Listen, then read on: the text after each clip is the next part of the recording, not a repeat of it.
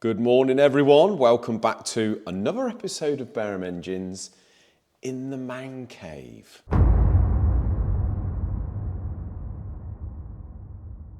So guys, better turn off the TV before I get done for copyright. Tuesday morning, down the Man Cave, got the old specs on, which means business, and I'm in front of the laptop, actually just doing a couple of estimates. Do you know what, guys? Although we've been moaning that it's been really quiet, which it has, the last 2 weeks we've had quite a lot of enquiries. Whether that's something to do with the fact that we've been moaning because we're not busy, don't know. Yeah, good news. Supposedly got 3 engines coming in the next week or so.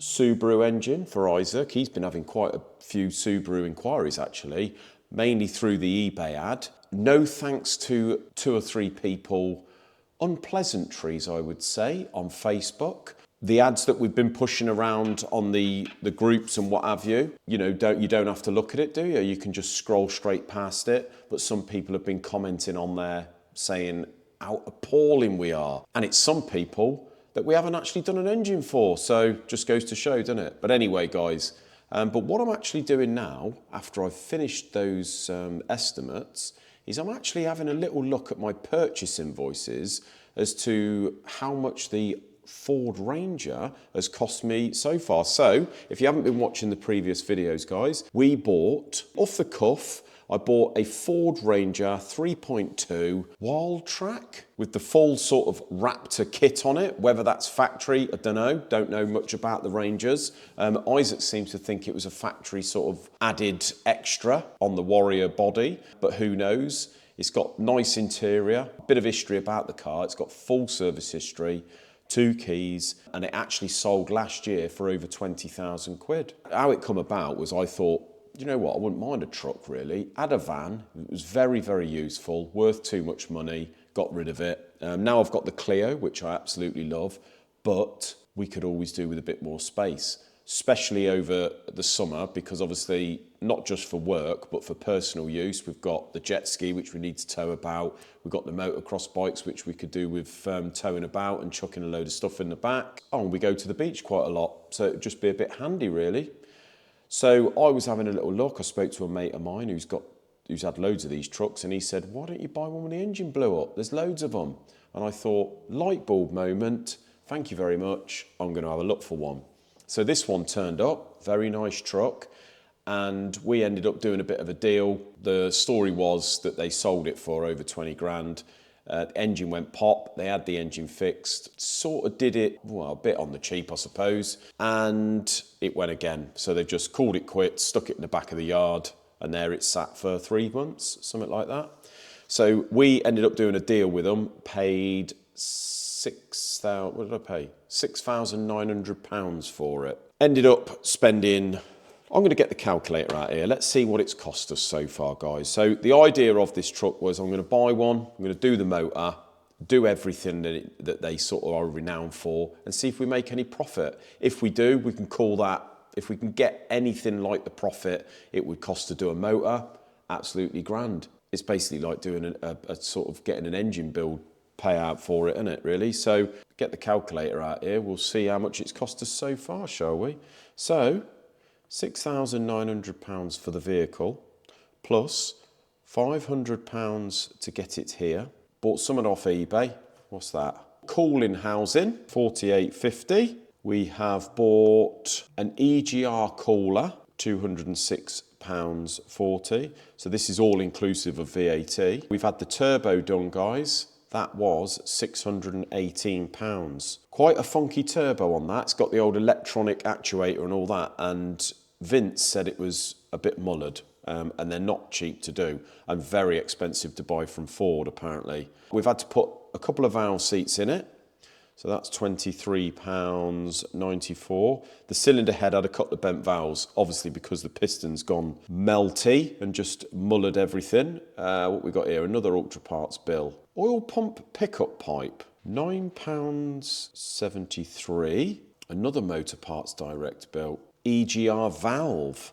So we've got the EGR cooler and I've got an EGR valve. I was getting confused there. Another Ultra Parts bill.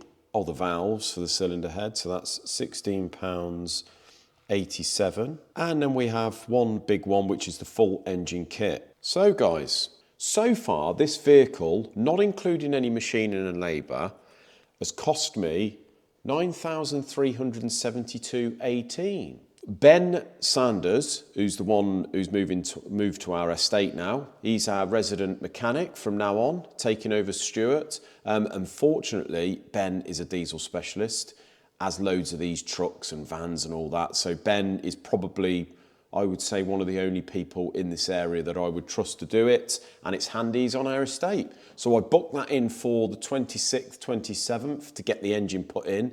The engine is pretty much fully dressed now, bar the injectors and the turbo, which we're waiting for. He sent the injectors off, which are, like I said in a previous video, are an expensive Continental injector. He said all four were fantastic. One of them was no good. Obviously where the piston had melted had done the end, so they've replaced that and now it's perfect. So it means I haven't got to buy a full set of injectors because they were new anyway. So I expect there's going to be a couple of £100 bill there, I don't know. And whatever Ben charges, what's he going to charge to put the motor in and go through everything? He's got to clean the DPF, he's got to flush all the fuel system to make sure that there's no crap in there and get it all going. And I'm sure there's going to be bits and bobs on the top. So say, what, if we say £2,000 on top, I don't know yet, could be out. That stands us in at just under 11,500 quid. I put the thing up for sale for 17. If it sells for 17, or even if it sells for 16 and a half, guys, that means we've made 5,000 quid. So that means it's just over 4,000 quid for the labour and building it for an engine build. It's not bad profit really, I would say. And selling it at 17 is cheap really, because bear in mind it was a 20 grand pickup. So if you want a bargain, guys, I have actually put the vehicle for sale for 17. It's an absolute bargain for someone. And bear in mind, although we haven't finished it yet, it's going to have 12 months MOT. It's going to have a new fresh engine, turbo, EGR cooler, DPF, injectors are all good. You can't want any more, can you? So it's an absolute bargain, guys. We make a bit of profit, so it's like getting an engine build. And hopefully, fingers crossed, this one goes all smoothly. So can't ask for more than that, can you, really? I've actually come down here because I had to go to the doctors in Ilfracombe, because I live in Barnstaple, but I still go to the doctors in Ilfracombe.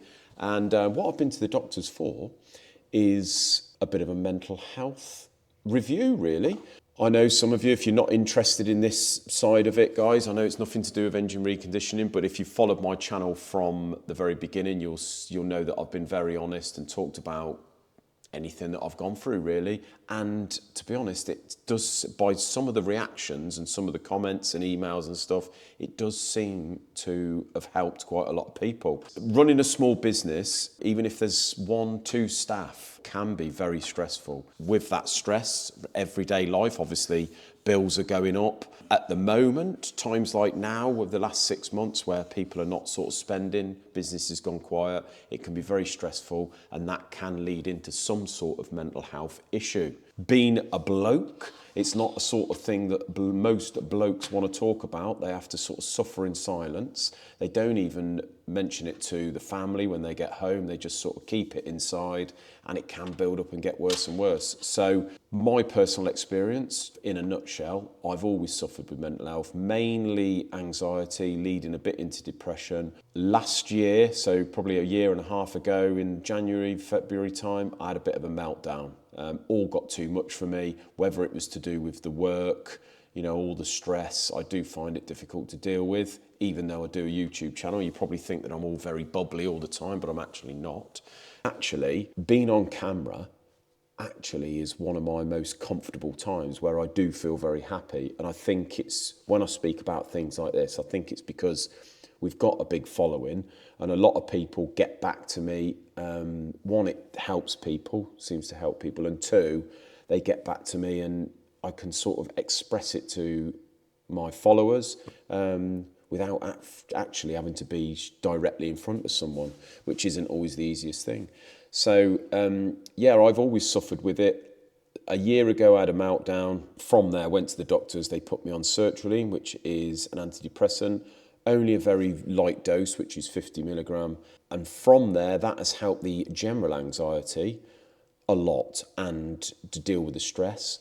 Only thing I've noticed now is definitely over the last 6 months or so, the depression side has probably come out more. So most people will say, even my family say, you've got a nice home, you've got all these toys and stuff like that, you've got a successful business and all that. It's not about that, guys. It's nothing to do with that. Just the same as a physical illness or you know, I always use the example, if you break your arm, it's physical, it's there, it's in front of everyone. But when you've got a broken head inside, there's not a lot you can do about it. It's like a constant daily battle. So it's just that it's a lot of it's a thinking process. So I do feel definitely the last 6 months, the depressive side's come out more. So I've been to the doctor's, had a review, and what he says is, rather than go higher on the dose of sertraline, maybe go less. So what we're going to do is run half a tablet, 25, which is next to nothing, and see how I can deal with it, because he says it's great that you speak about it. That's like a big thing,